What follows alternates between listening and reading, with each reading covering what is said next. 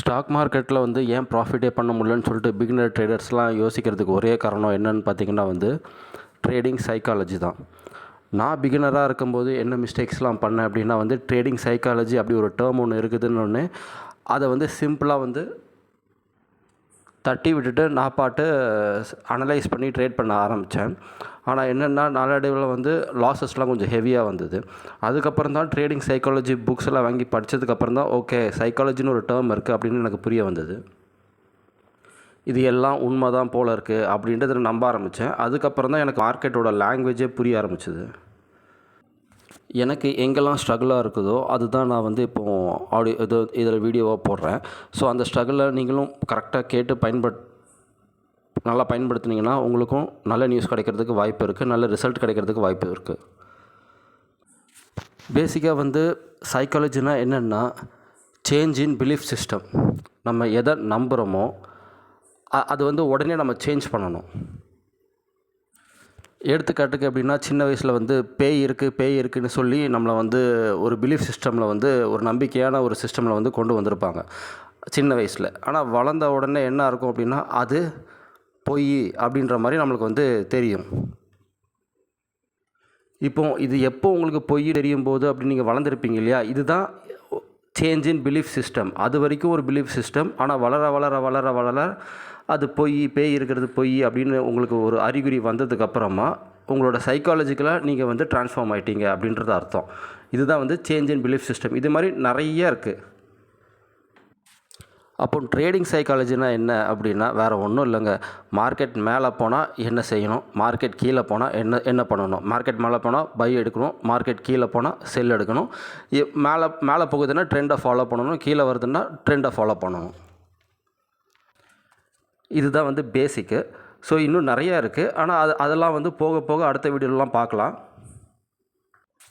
நான் பிகினராக இருக்கும்போது ட்ரேடிங் சைக்காலஜியில் என்னெல்லாம் வந்து எனக்கு அஃபெக்ட் ஆச்சு அப்படின்னு பார்த்தோம் அப்படின்னா ட்ரேடிங் ஸ்டைலே நிறைய விதம் இருக்குது. இன்ட்ராடே இருக்குது, பொசிஷன் இருக்குது, ஸ்விங் இருக்குது. கமோடிட்டியில் வந்து ட்ரேட் பண்ணலாம், இன்ட்ராடேவும் பொசிஷனும்.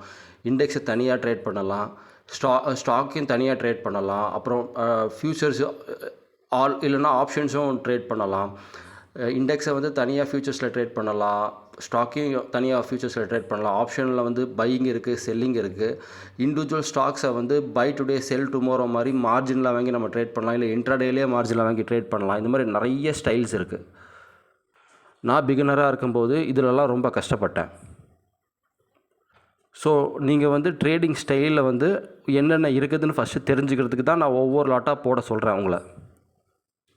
அடுத்தது பார்த்திங்கன்னா பிகினர் வந்து ரொம்ப கஷ்டப்படுவாங்கன்னா எந்த டூல்ஸு எந்த வெப்சைட்ஸை வந்து நம்ம பார்க்கணும் அப்படின்றதுல வந்து ரொம்ப ரொம்ப கஷ்டப்படுவாங்க.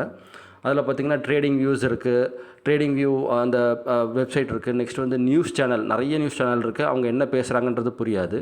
அடுத்தது என்எஸ்சி வெப்சைட்டில் எப்படி போய் பார்க்கணும் அப்படின்றது ரொம்ப கஷ்டமாக இருக்கும். அடுத்தது எக்கனாமிக்ஸ் டேட்டா வந்து எந்த வெப்சைட்லாம் வரும் அப்படின்றது அதையும் நம்ம கவனிக்க வேண்டியதாக இருக்கும்.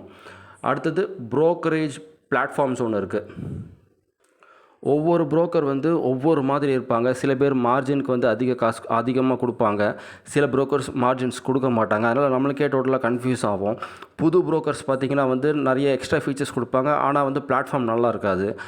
நல்ல ரெப்யூட்டட் புரோக்கர்ஸ் பார்த்திங்கன்னா பிளாட்ஃபார்ம் நல்லாயிருக்கும், ஆனால் வந்து மார்ஜின்ஸ் கொடுக்க மாட்டாங்க. ஸோ இந்த மாதிரி நிறைய ப்ராப்ளம்ஸ்லாம் வந்து இருக்கும். இதெல்லாம் வந்து பிகினர் ட்ரேடருக்கு வந்து மைண்டை டோட்டலாக அஃபெக்ட் ஆகும், ஒன்றுமே புரியாது. அடுத்தது மூணாவது பிகினர்ஸ் எதுலலாம் ரொம்ப ப்ராப்ளமேட்டிக்காக இருக்கும்னு பார்த்திங்கன்னா அவங்களோட சைக்காலஜி எப்படி அஃபெக்ட் ஆகும்னா ஸ்ட்ராட்டஜியில் என்ன ஸ்ட்ராட்டஜி பயன்படுத்தலான்னு சொல்லிட்டு அவங்களுக்கே புரியாது. ஸ்டாக் ட்ரேடிங்கில் வந்து பார்த்திங்கன்னா பை டுடே செல் டுமாரோன்னு ஒன்று இருக்குது. அதே ஸ்டாக் ட்ரேடிங்கில் ஆப்ஷன் பையிங் ஸ்ட்ராட்டஜி நம்ம பண்ணலாம். அதே ஸ்டாக்கில் பார்த்திங்கன்னா வந்து ஆப்ஷன் ரைட்டிங் ஸ்ட்ராட்டஜியும் பண்ணலாம். இதே மாதிரி பார்த்திங்க அப்படின்னா இதே தான் கமோடிட்டிலையும் பண்ணலாம், ஆப்ஷன் செல்லிங் ஸ்ட்ராட்டஜி எல்லாத்துலேயுமே பண்ணலாம். இண்டெக்ஸ்லேயும் பார்த்திங்கன்னா வந்து நம்ம வந்து பை டுடே செல் டுமாரோ அந்த மாதிரி ஆப்ஷன்ஸ் இருக்குது. மார்ஜின்லேயும் வாங்கலாம், அதே மாதிரி ஃபியூச்சர்ஸ்லேயே ட்ரேட் பண்ணலாம், ஆப்ஷன்ஸ்லேயும் ட்ரேட் பண்ணலாம். அப்போ எது நமக்கு வந்து பண்ணணும் அப்படின்றது டோட்டலாக நம்ம பிளாங்க் அவுட் ஆகிடுவோம். யார் என்ன சொன்னாலும் புரியவே புரியாது, ஒவ்வொருத்தரும் ஒவ்வொரு மாதிரி சொல்லுவாங்க. இதெல்லாம் வந்து பிகினர்ஸோட சைக்காலஜிக்கல் பிளாக்கு.